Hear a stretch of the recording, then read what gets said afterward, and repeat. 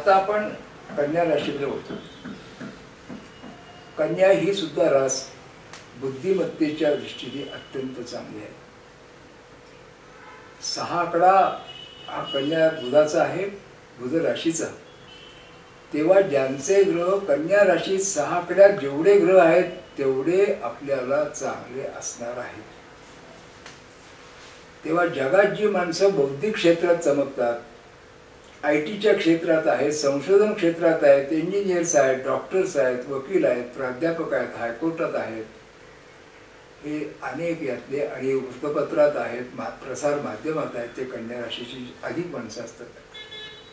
तसे प्राध्यापक असणं, शिक्षक असणं, विद्यापीठात असणं, या गोष्टी कन्या राशींच्या दृष्टीने चांगल्या असतात.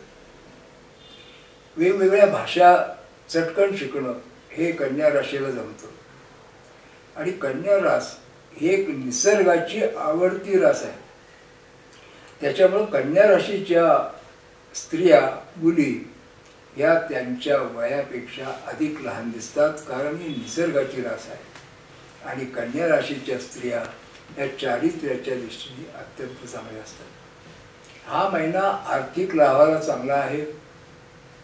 विवाह इच्छूंचे विवाह जमणार आहेत, वैवाहिक सौख्य लाभेल, कौटुंबिक सौख्य लाभेल आणि मुला मुलींचे शिक्षणाचे, व्यवसायाचे प्रश्न मार्गी लागतील, विद्यार्थ्यांना सुयश लाभेल, नातेवाईकांचं सहकार्य लाभेल आणि या महिन्यात तुम्ही धाडस करणार आहात. आर्थिक लाभाला हा महिना चांगला आहे. विशेषतः प्रॉपर्टीच्या क्षेत्रात, ज्वेलरच्या क्षेत्रात, रंग, पेंट्स या क्षेत्रात, कापड व्यवसायात, साडी सेंटरमध्ये या व्यवसायात या कन्या राशीच्या व्यक्तींना हा महिना अधिक चांगला आहे. तुम्ही शेअर्समध्ये जरी गुंतवणूक केली आणि कोणत्याही व्यवसायात तुम्ही धाडस केलं, कोणत्याही व्यवसायात तुम्ही अधिक प्रमाणात जर जास्त लक्ष दिलं तर व्यवसायाच्या दृष्टीने हा महिना चांगला आहे. आणि तुमचे निर्णय, तुमचे अंदाज या महिन्यात अतिशय बरोबर येणार आहेत. तेव्हा तुम्हाला या महिन्यात तर निर्णय घ्या, ते तुमचे बरोबर येणार आहेत. थोडंसं एक 5%, 10%, 15% आपल्याला धाडस करायला हरकत नाही.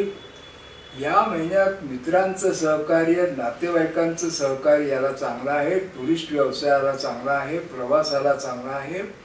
आणि तुम्ही अतिशय मनोबल ठेवाल, आत्मविश्वास वाढेल, इच्छाशक्ती वाढेल आणि महत्त्वाचे निर्णय धाडसानं घ्याल आणि तुम्हाला या महिन्यात अपेक्षेपेक्षा अधिक यश लाभणार आहे.